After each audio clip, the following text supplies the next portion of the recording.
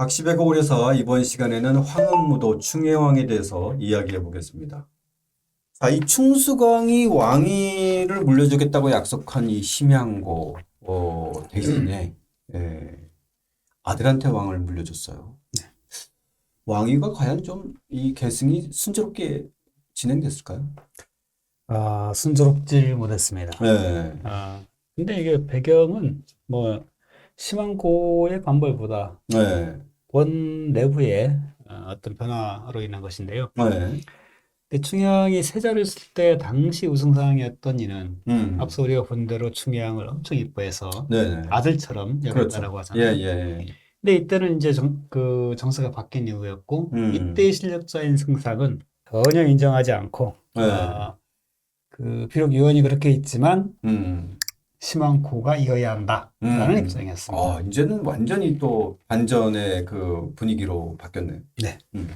그래서 이제 이 평양에서 정승 조적을 만나 이 심한고가 여러 대책을 논의하는 이런 그 정말 어떻게 보면 상당히 그 급박한 상황, 왕위를 뭐 이렇게 물려받느냐 마느냐 하는 그런 상황임에도 불구하고 이 충혜왕은 뭐 그야말로 뭐 딱 말피 망나니 짓을 계속합니다. 이 집 저 집 뭐 예쁜 여자라면 뭐 가리지 않고 찾아다녔고 친척 관계에 있는 사람들도 가리지 않았어요. 대표적으로 이 경화공주의 사례요. 경화공주는 충수광이 이제 왕위를 물려주고 원나라에 있을 때 요 결혼해서 복위할 때 함께 고려해온 그 왕비입니다. 경화공주. 그래서 이 충혜왕이 이 경화공주가 이제 고려로 돌아왔을 때 이제 잔치를 베풀었고 경화공주도 답례로 잔치를 베풀게 돼요. 그런데 이제 잔치가 끝나도 이제 충혜왕이 이제 뭐 그 자리를 일어나지를 않으려 해요. 그 당시에 그 수하에 있는 부하들에게 그 경화공주를 막 찾게 하고 나서는 뭐 정말 강간을 했다라는 이런 정말 충격적인 기록도 보입니다. 네. 그러니까 이 시기가 다른 시기도 아니고, 그러니까 아버지가 죽으면서 자기한테 왕위를 이제 물려줬는데, 원황실에서 공식적인 책봉을 아직 안 한 거잖아요. 그렇죠. 그렇기 때문에 상당히 어떻게 보면 요때만큼은 그래도 상당히 처신을 좀 해서 그러니까 이런 상태에서 다른 사람도 아니고 이 경화공주는 이제 원나라 출신에다가 자기 부왕의 제3비였는데 네. 이거를 강제로 이걸 보였다? 이건 정말 천인공노할 일이지 않을까요? 그렇죠? 정말 있을 수 없는 일이죠. 예. 그러니까 사실상 계모잖아요. 그렇죠. 예. 경화공주가 그야말로 완전히 화가 나서 당장 원나라로 돌아가겠다라고 해서 네. 말을 구해와라 했는데 이거를 이제 이미 다 예상하고 조치를 취해놨군요. 조치를 취해놨습니다. 마시장을 다 폐쇄해버렸어요. 그래서 할 수 없이 이제 조적을 부르는데 조적은 그 앞서 이제 심한고가 평양에서 만나서 그렇죠. 후위를 이제 도모했던 그를 만나가지고 이제 말하기도 정말 그러하지만 네. 이런 일을 당했다라고 하면서 자기가 당한 일을 이야기를 하니까 네. 조적이 자기가 알아서 조처하겠다 이렇게 얘기를 합니다. 네.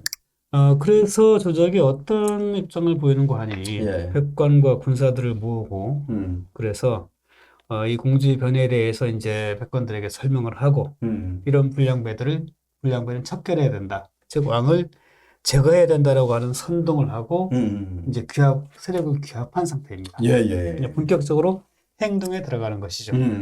이런 긴장 상황 속에서 김주장이라는 인물이 원나라에서 돌아와 이것도 이런 게 계속 정치적 술수가 거듭되는데 거짓으로 황제 폐하께서 전왕의 계승을 허락했다. 즉 충양의 계승을 허락했다. 이 소식이 이제 전해지니까 그 충양이 상당히 고무되어 심항의 편에 섰던 이 조적의 무리는 이 상국의 조정을 두려워하지 않고 이 반역을 도모한 자들이다.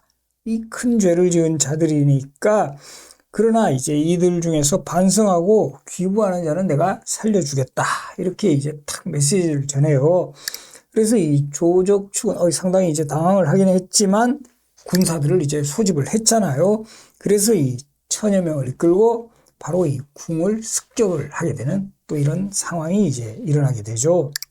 그러니까 이게 지금 정황으로 보면 이 위기에 몰렸다가 이 거짓 고변으로 약간 그 충의 왕이 상황 반전을 좀 노리는 거예요. 그렇게 따지면 이 충의 왕에게 이 왕위를 물려주겠다라고 했던 이 김주장의 이 거짓 고변은 당연히 충의 왕 측에서 뭔가 신하들이 이 작전을 짜서 했던 것이 아닐까 싶은데. 가능성이 매우 크다라고 봅니다. 예. 비록 이제 생활은 방탕했지만 예. 충의왕이 머리가 안 돌아가는 사람은 아니거든요. 그렇죠. 예. 예. 충의왕은 굉장히 무인적인 인간이에요. 사냥 좋아하고 사냥, 그렇죠. 씨름 좋아하고 예. 스스로 이제 갑옷을 챙겨 입고 선두에 서서 그 진압을 하러 나가는데 이 과정에서 뭐 활에 화살을 맞기까지도 하는데 어쨌든 왕이 이렇게 앞장서서 나가니까 전세가 역전돼서 결국은 조족 군대는 허물어지고 조족도 삭살되죠. 네. 어쨌든 조족의 무리는 이런 식으로 그 제압은 했지만 사실 원황실의 이 승인, 책봉 이 문제는 여전히 남은 거 아닌가요? 네, 그렇습니다. 예. 그런 과정에서 원나라에서 사신들이 들어옵니다. 그러고는 그 이미 조적이 경화공주의 그런 그 상황, 그죠? 충수광이 이제 강간하고 뭐 이런 것들이 보고가 되었던 것 같아요. 그러니까 그렇죠. 이제 위로를 전하고 그리고 이제 그 문제로 충수광과 그 측근들을 붙잡아 원으로 이제 돌아가게 됩니다. 그런데 이 신문 과정에서 상황을 반전시킨 한 신하가 등장합니다. 네. 중요한 여러 가지 이때까지 보면 참 운도 좋아요. 운도 좋아요. 김주장의 거짓고변. 이번에는 이제 이 신하의 어떤 신문 과정에서 이 김윤이라고 하는 그 신하는 아주 간결하고 명료하게 이 조적 측의 어떤 그동안의 주장들에 대해서 논파를 하고 그 다음에 충의왕 측의 입장을 굉장히 설득력 있게 전달하는데 성공합니다. 이쯤 되니까 처음에는 충의왕을 정말 사람같이 보지 않던 원나라 쪽 인사들이 눈빛이 달라지기 시작을 눈빛이 달라졌다. 이거는 사실 상황의 반전을 네. 증명하는 간명한 말인데. 그래서 결국은 충의왕이 이제 용서를 받고 1년 만에 왕위 계승을 이제 인정받고 나서 귀국하게 됩니다. 네. 근데 이거는 참 그 이상하긴 한 게 아무리 이제 그 김윤이라고 하는 인물이 빼낸 그런 진술을 했다고 하더라도 경화공주를 범했다라고 한 사실 자체가 사라지는 건 아니거든요. 그렇죠. 네. 이거 하나만으로도 얼마든지 이제 폐위시키고 대화를 모색하고 할 수가 있었는데 이때 왜 안 그랬는가는 좀 궁금하긴 해요. 어쨌든 간에 이 김윤덕의 반전에 성공해서 왕위에 올랐는데 뭔가 이 거의 뭐 지옥에 떨어졌다가 이제 다시 살아났는데 뭔가 좀 달라졌을까요? 달라지긴 했죠. 더욱더 거칠 게 없어졌습니다. 아, 그런 일을 벌이고도 무사하고 나니까 네. 이제 정말 거칠 것이 없어요. 이 당시 고려왕들 보면은 아무튼 이 모면만 하면 자기 모습으로 돌아가요. 네. 자, 그동안에는 이제 뭐 여러 과부들을 찾아다니는 정도였다고 한다면 예. 예컨대 이제 권한궁이라고 누굽니까? 충선왕의 이제 최측근이었던 그렇죠. 그의 둘째 부인이 이쁘다. 소문을 듣고는 이제 수화를 시켜서 데리고 와라고 합니다. 이 수화도 웃긴 놈인 게 이자가 가가지고 그 둘째 부인하고 먼저 이제 관계를 갖게 됩니다. 아니 그걸 또 자기 죽을 줄 뻔히 알았을 텐데 다른 사람도 아니고 충혜왕의 이 행적을 보면 하여튼 뭐 그게 어떻게 드러났는지 하여튼 드러나게 됐고 예. 그래서 화가 난 충혜왕은 이제 그 둘 다를 죽여버리죠. 그리고 재밌는 거는 그 자기가 죽인 수하의 부인까지도 또 걔가 죽은 거는 걔가 잘못해서 그런 거야 하면서 또 이제 자기가 죽인 수하의 부인을 찾아가서 또 욕을 보인다. 고려의 그 연산 이렇게 떠오르게 되는데 어떻게 보면은 시기적으로 보면은 충혜왕이 앞서니까 그렇죠. 연산이 충혜왕의 기록을 보고 좀 롤모델.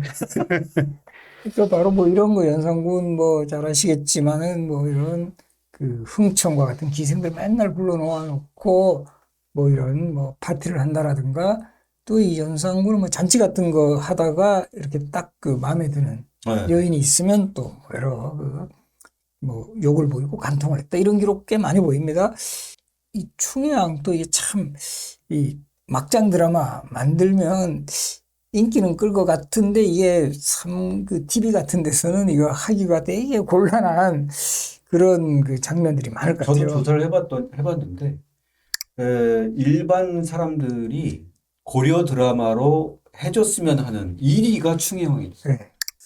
자, 어쨌든 이렇게 4년 동안 별다른 견제와 저항 없이 정말 이 엽기적인 행각을 이어져 왔는데 결국 1313년 올 것이 오고야 맙니다. 네. 예. 원나라 사신이 이번에 왔어요. 네네. 예. 처음에 뭐 병이 있다고 해서 안 나가려고 하다가 네. 할 수 없이 이제 나가서 조서를 듣는데 갑자기 황제의 명이라고 하면서 막 발로 차고. 예 그렇게 한 다음에 포박을 해서 원나라로 압송하게 됩니다. 이제 당시에 새롭게 실수를 부상한 기철 등이 이제 원나라에서 작업한 결과인데요. 기철은 뭐 뒤에 나오겠습니다만은 그 유명한 기황후의 동생이죠. 네네. 오빠인가? 예. 예, 오빠죠. 네네. 하여간 이때 그렇게 해서 포박을 당해서 말에 태워져 가지고 끌려가는데 그 모양이 되게 좀 비참합니다. 뭐 자신이 다 자초한 일이긴 합니다만은 그렇죠. 끌려가는 과정에서 이제 평안남도 숙천 지금 이제 당시 숙주에 이르렀을 때 수령에게 그 고을 수령에게 부탁하기를 너무 춥다. 이불 좀 달라. 겨울이었던 모양이에요. 예. 그렇죠? 그런데 이 수령이 이제 아이고 뭐 허락이 없으면 못 주겠는데 해가지고 안 주고 이 원나라 사신한테 물어봅니다.